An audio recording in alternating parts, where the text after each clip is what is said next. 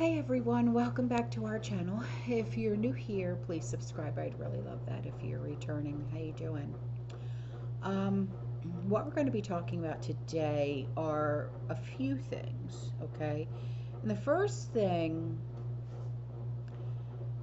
is you could call, well, you know what? You could call this whatever you want. But the one thing that you can't call it is normal, uh, or even condensation, because those two things it is absolutely not. Um, we've talked about this in the past. You guys have even sent me pictures of what you've seen over your own homes. So watch this and tell me what you think. Okay?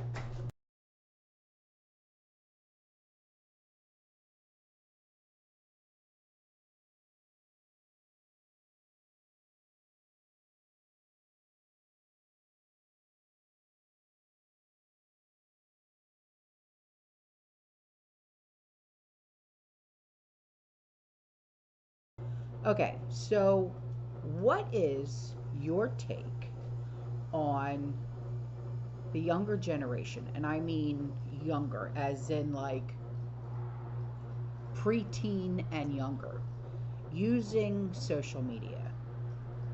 In my opinion, I'm completely against it. Okay.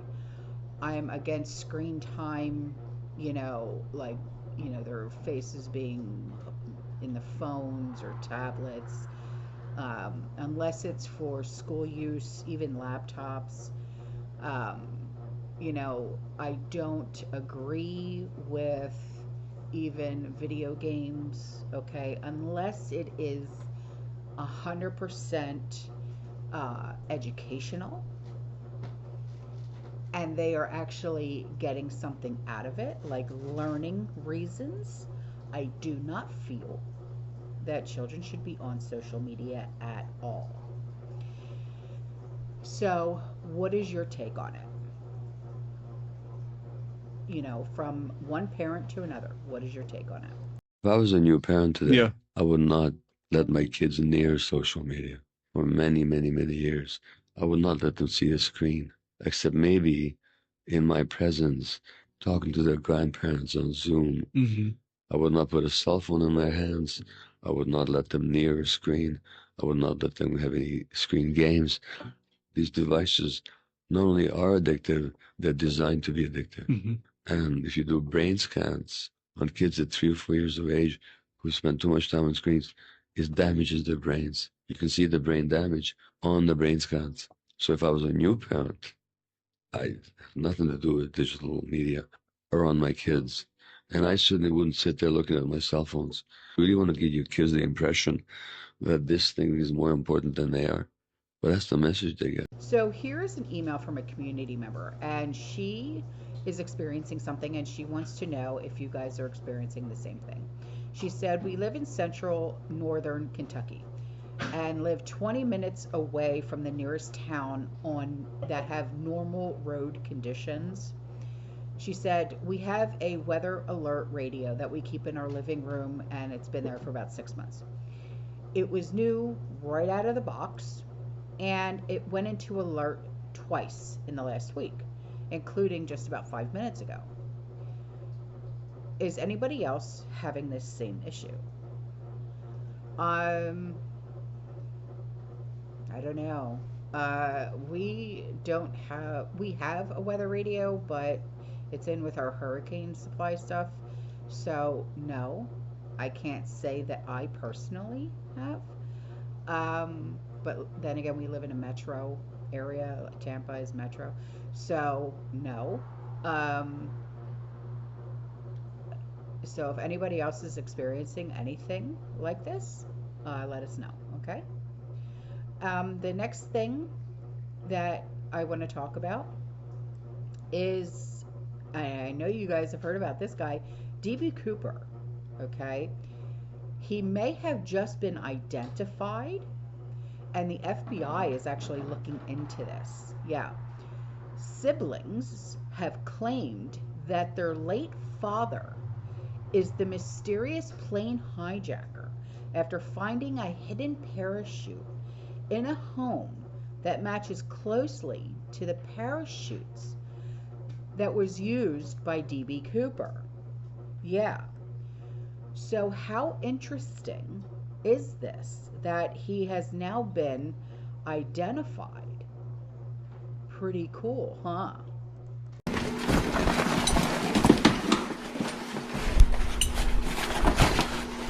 We just solved it. Literally. Literally. This is the rig, because they know what rig he used when he jumped that night. Right. They supplied him the rigs. Right. So they know what they supplied him. This is the rig that he used. So here's a picture that was sent in by a community member, and she said, I just saw this on Facebook. Why is everyone being evacuated from the station immediately due to an emergency? It's very sus. She said, I agree with you. What are they hiding? Listen, they're always hiding something, and it's just, it's like the old thing that I always say, and I've said it in the past, I don't know how many times, shiny object. Look at what's going over here, not over here, because we have to divert your attention. They always have to divert your attention, okay? It's just like, remember the little plastic baggie that was found on the White House? What was it, the lawn or whatever it was, or wherever the case may be? And they all said, oh, it was Hunter, it was Hunter. And come to find out, no, it wasn't. Who did it belong to? 44. Yeah, come to find out. Oh, gee whiz. You know what I'm saying? So there's always a shiny object that they're going to throw our way to divert our attention to what's really going on. And, it's sickening. It really truly is. But that's why you always have to be aware of red flags. Always.